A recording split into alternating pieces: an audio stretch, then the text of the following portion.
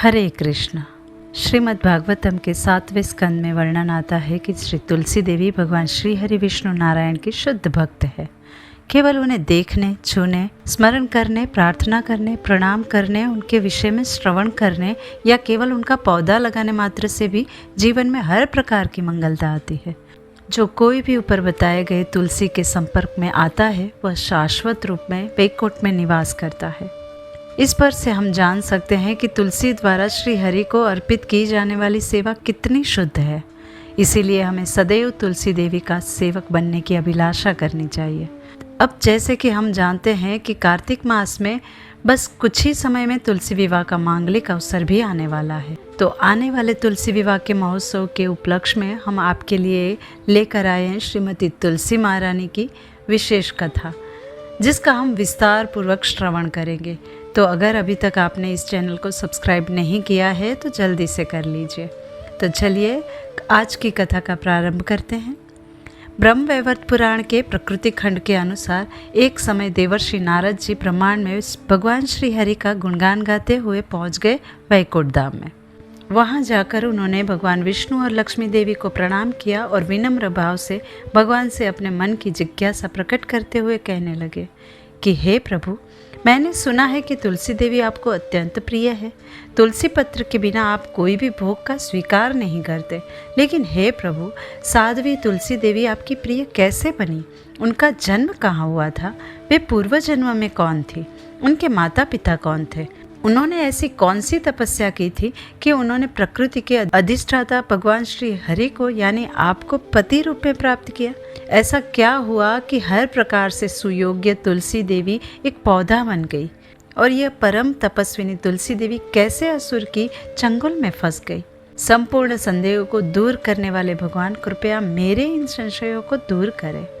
नारद मुनि के प्रश्नों के उत्तर में भगवान श्री नारायण ने कहा, हे नारद, अब मैं तुम्हें तुलसी देवी के पूर्व और वर्तमान जन्म के विषय में विस्तार से कह रहा हूँ, ध्यान पूर्वक सुनो। इस प्रकार भगवान श्री हरि ने नारद मुनि को एक विस्तृत कथा कहना प्रारंभ किया, जो कि इस प्रकार से थी। पूर्व काल में एक दक्ष सावर्णी नामक एक महान पुण्यात्मा मनु राजा हुए थे। स्वयं भगवान विष्णु के अंश से प्रकट हुए ये मनु पवित्र, यशस्वी, कीर्तिमान और श्री हरि के प्रति अटूट श्रद्धा और भक्ति रखने वाले थे। उनका एक पुत्र था जिसका नाम था ब्रह्म सावर्णी। वे भी अपने पिता की तरह स्वच्छ हृदय के और श्री हरि विष्णु के प्रति अपार श्रद्धा और भक्ति रखने वाले थे। ब्रह्म सावर्णी के पुत्र हुए धर्म सावर्णी, जिनकी इंद्रियां सदैव उनके नियंत्रण में और मन सदा हरि चिंतन में रहता था। धर्म सावर्णी से इंद्रिय निग्रही एवं परम भक्त रुद्र सावर्णी पुत्र रूप में प्रकट हुए। इन रुद्र सावर्णी के पुत्र का नाम देव सावर्णी हुआ। ये भी परम वैष्णव थे। देव सावर्णी के पुत्र का नाम इंद्र सावर्णी था। फिर भगवान श्री विष्णु के अनन्य उपासक इंद्र सावर्णी से वृषध्वज का जन्म हुआ। इस वृषध्वज की भगवान शिव में असीम श्रद्धा थी। स्वयं भगवान शंकर इसके यहाँ बहुत काल तक ठहरे थे। भगवान शंकर का स्नेह वृषध्वज के प्रति पुत्र से भी बढ़कर था। राजा वृषध्वज की भगवान नारायण, माता लक्ष्मी और माता सरस्वती इत्यादि किसी में भी आस्था नहीं थी। उसने सभी देवी देवताओं का पूजन करना बंद कर दिया था। वो मात्र भगवान शिव की भक्ति और पूजा करता। स्वयं को महान शिव भक्त समझते हुए उसने क्या किया कि भाद्र मास में जो लक्ष्मी देवी की पूजा होती है उसमें उसने विघ्न डालना शुरू कर दिया। यज्ञ और भगवान विष्णु की पूजा उपासना की सदा निंदा करते रहना ये उसका स्वभाव बन गया था। जब सभी देवी देवताओं ने उसका दुष्ट व्यवहार देखा तो सूर्यदेव ने राजा वृषध्वज को श्राप देते हुए कहा, हे राजन, इसी क्षण तुम्हारी श्री नष्ट हो जाए। अब शिव जी ने अपने भक्त पर आए संकट को देखा तो उन्हें क्रोध आ गया और वे सूर्यदेव पर क्रोधित हो गए। त्रिशूल उठाकर सूर्यदेव पर आक्रमण करने के लिए दौड़ पड़े। तब सूर्यदेव अपने पिता कश्यप जी के साथ ब्रह्मा जी की शरण में गए। शिव जी उनके पीछे ब्रह्मलोक में भी पहुंच गए। अब भगवान शिव के क्रोध का भय किसे नहीं लगेगा। इसी कारणवश ब्रह्मा जी भी सूर्यदेव को आगे रखकर वैकुंठ में भगवान श्री हरि की शरण में पहुंच गए। भयभीत ब्रह्मा जी, सूर्यदेव और कश्यप ऋषि तीनों ने भगवान नारायण के चरणों में प्रणाम किया और अनेकों प्रार्थनाएं अर्पित की। उनकी स्तुति से प्रसन्न भगवान विष्णु ने उन्हें अभय दान दिया। और नारायण ने कहा, हे भयभीत देवताओं, शांत हो जाओ।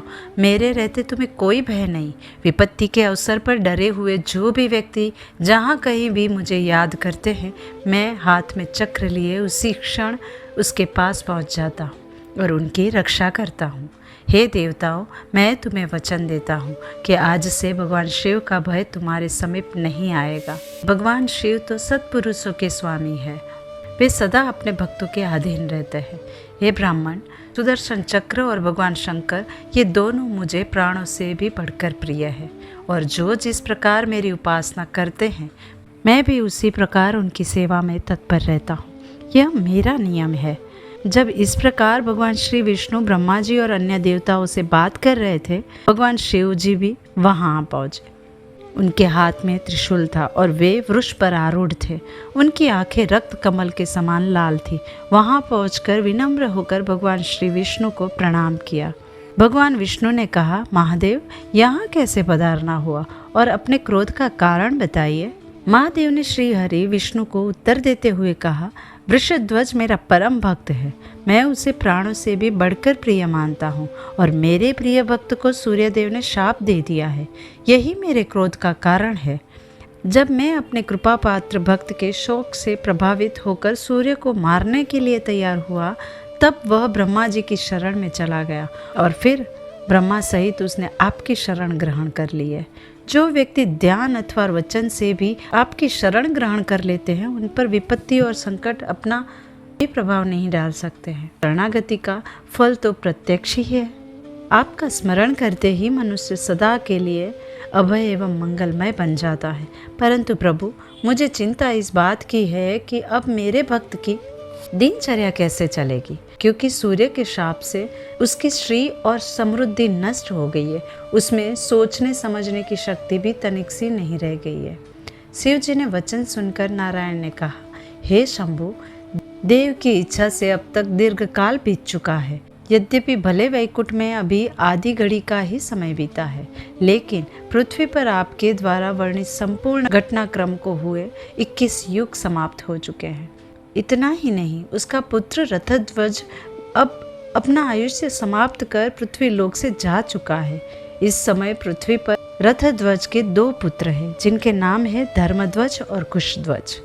सूर्यदेव के शाप से वे आज भी श्रीहीन हैं। उनका राज्य भी उनके हाथ में नहीं है। उनके जीवन का एकमात्र उद्देश्य देवी लक्ष्मी की उपासना ही है। इसीलिए उनकी पत्नियों के गर्भ से भगवती लक्ष्मी अपने एक कला से जब पुत्री रूप में प्रकट होगी, तभी उनका राज्य, संपत्ति और श्री उन्हें पुनः प्राप्त हो पाएंगी। अतः हे महादेव, अपनी चिंता का त्याग कर अपने धाम में पुनः लौट जाए। भगवान के वचन सुनकर शिव जी का मन शांत हुआ और वापस अपने कैलाश धाम में आ गए। अब भगवान ने जो धर्मध्वज और कुशध्वज का उल्लेख किया था, वे दोनों भाइयों ने भगवती महालक्ष्मी की घोर तपस्या की और उन्हें प्रसन्न किया। इसके फलस्वरूप उन्होंने अपना साम्राज्य, श्री और संपत्ति पुनः प्राप्त हुए। कुशध्वज की पत्नी का नाम था मालावती। योग्य समय आने पर मालावती ने एक कन्या को जन्म दिया, जो कि लक्ष्मी देवी का ही अंश थी। उस कन्या ने जन्म लेते ही वेद के मंत्रों का उच्चारण किया, इसीलिए उसका नाम पड़ा वेदवती। आगे चलकर वे भगवान विष्णु को पति के रूप में प्राप्त करने हेतु तपस्या करने लगी और वहीं पर रावण द्वारा उसे प्रताड़ित करने की और रावण को शाप मिलने की संपूर्ण कथा आती है। यही वेदवती अगले जन्म में भगवान श्री रामचंद्र की भार्या सीता देवी के रूप में प्रकट होती है। अब ये तो थी राजा कुशध्वज की पुत्री वेदवती की संक्षिप्त कथा। अब कुशध्वज के भाई धर्मध्वज की भी एक सती पत्नी थी। उसका नाम था माधवी। उसने योग्य समय पर गर्भ धारण किया और कार्तिक मास की पूर्णिमा को अत्यंत सुंदर पुत्री को जन्म दिया। शुभ संयोग और शुभ दिन शुक्रवार को जन्मी ये बालिका लक्ष्मी देवी का अंश थी। वो कन्या का रूप मंत्र मुग्ध करने वाला था। स्त्री और पुरुष उसे देखकर किसी के साथ तुलना करने में असमर्थ हो जाते थे। अतएव विद्वान पुरुषों ने उसका नाम तुलसी रखा। भूमि पर आते ही वह ऐसी सुयोग्य बन गई मानो साक्षात प्रकृति देवी ही हो। उसने निर्णय किया कि वो तपस्या करेगी। सब लोगों के मना करने पर भी उसने तपस्या करने के विचार से बद्रीवन को प्रस्थान किया। वहाँ रहकर दीर्घकाल तक कठिन तपस्या करती रही। इस तप द्वारा वो भगवान नारायण को अपने पति रूप में प्राप्त करना चाहती थी। गर्मी के समय में वो अपने आसपास 5 अग्नि ज्वालाएं जलाकर तपस्या करती और सर्दी के दिनों में ठंडे जल में रहकर तपस्या करती। वर्षा ऋतु में वो वर्षा के प्रवाह को सहन करते हुए खुले मैदान में तप करती। शुरू में हजारों वर्षों तक वो केवल फल और जल पर ही रही और फिर हजारों वर्षों तक केवल वायु के आधार पर उसने अपनी प्राण शक्ति को टिका कर रखा। इतनी घोर तपस्या के बाद सृष्टि के रचयिता ब्रह्मा जी प्रकट हुए। ब्रह्मा जी को देखकर तुलसी देवी ने उन्हें प्रणाम किया। ब्रह्मा जी बोले, हे तुलसी, तुम मनोवांछित वर मांग सकती हो। ये सुनकर तुलसी देवी ने कहा, हे तात पितामह, पूर्व जन्म में मैं गोलोक में तुलसी नामक गोपी थी। उस समय भगवान श्री विष्णु की प्रिया और उसकी संगिनी होने का सौभाग्य मुझे प्राप्त हुआ था।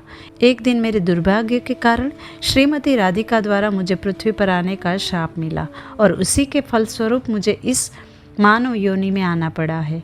भगवान गोविंद ने उस समय मुझसे कहा था कि हे देवी, तुम भारतवर्ष में रहकर तपस्या करना और जब ब्रह्मा जी तुम्हें वरदान देने आएंगे तब मेरे चतुर्भुज स्वरूप श्री विष्णु को तुम पति रूप में प्राप्त कर पाओगी। भगवान के इस वचनों को मैंने शिरोधार्य किया और फिर मेरा उस दिव्य देह त्याग करके इस भूतल में भौतिक देह प्राप्त किया। हे ब्रह्मदेव, कृपया आप मुझे वरदान दे कि भगवान नारायण को मैं अपने पति रूप में प्राप्त कर सकूं। यही मेरे मन की अभिलाषा है। तुलसी की बात सुनकर ब्रह्मा जी ने कहा, हे देवी, भगवान श्री कृष्ण के अंग से प्रकट हुए एक गोप जिसका नाम सुदामा है, वो भी श्रीमती राधिका के शाप के कारण इस समय पृथ्वी लोक में वास कर रहा है। उस समय उस परम तेजस्वी गोप को श्री कृष्ण का साक्षात अंश माना जाता है। शाप के कारण उसे धनुवंश में जन्म लेना पड़ा है। तीनों लोकों में वे शंखचूड़ के नाम से प्रसिद्ध है। इस समय वो समुद्र में विराजमान है और त्रिलोकी में कोई भी ऐसा नहीं है जो उससे बढ़कर हो। तुम्हारी भांति ही उसे भी पूर्व जन्म की सभी स्मृति याद है। तो इस जन्म में शंखचूड़ तुम्हारा पति बनेगा और उसके बाद शांत स्वरूप भगवान नारायण तुम्हें पति रूप में प्राप्त होंगे। भगवान की लीला द्वारा तुम्हें शाप मिलेगा और फिर तुम एक पौधा बन जाओगी। वृक्ष बनकर रहते हुए तुम्हें जगत को पावन करने की शक्ति प्राप्त होगी। भगवान विष्णु प्राणों से भी अधिक तुम्हें प्रेम करेंगे। तुम्हारे पत्र के बिना उनकी पूजा निष्फल समझी जाएगी। वृंदावन में वृक्ष रूप से रहते हुए तुम वृंदावनी नाम से जानी जाओगी। हे तुलसी देवी, मेरे वर के प्रभाव से तुम वृक्षों की अधिष्ठात्री देवी बनकर गोप रूप से विराजने वाले भगवान श्री कृष्ण के साथ तुम निवास प्राप्त करोगी। और फिर एक समय जब तुलसी प्रसन्न होकर शयन कर रही थी तब उसने स्वप्न में एक सुंदर वेश वाले पुरुष को देखा। वो नवयुवक तुलसी के मुख को ही निहार रहा था। ऐसे स्वप्न को देखकर तुलसी देवी जागकर विषाद करने लगी। इस प्रकार तरुण अवस्था में संपन्न वह देवी वहीं रहकर समय व्यतीत कर रही थी। उसी समय बद्रीवन में शंखचूड़ का आगमन हुआ। जैगिस्व मुनि की कृपा से भगवान श्री कृष्ण का मंत्र उसे प्राप्त हो चुका था और सर्व मंगलमय कवच से उसके गले की शोभा हो रही थी। ब्रह्मा जी की आज्ञा से ही वह वहाँ आया था। शंखचूड़ को देख तुलसी ने लज्जा से अपना मुख ढक लिया। ये देख शंखचूड़ तुलसी के समीप आकर बैठ गया और मीठे शब्दों में बोला, देवी, तुम कौन हो? तुम्हारे पिता कौन है? तुम अवश्य ही संपूर्ण स्त्रियों में धनवान एवं समादर की पात्र हो। समस्त मंगल प्रदान करने वाली कल्याणी, तुम वास्तव में हो कौन? अपना परिचय देने की कृपा करो। शंखचूड़ के वचन सुनकर तुलसी ने कहा, हे भद्र पुरुष, मैं राजा धर्मध्वज की कन्या हूँ। तपस्या करने के विचार से इस तपोवन में ठहरी हुई हूँ।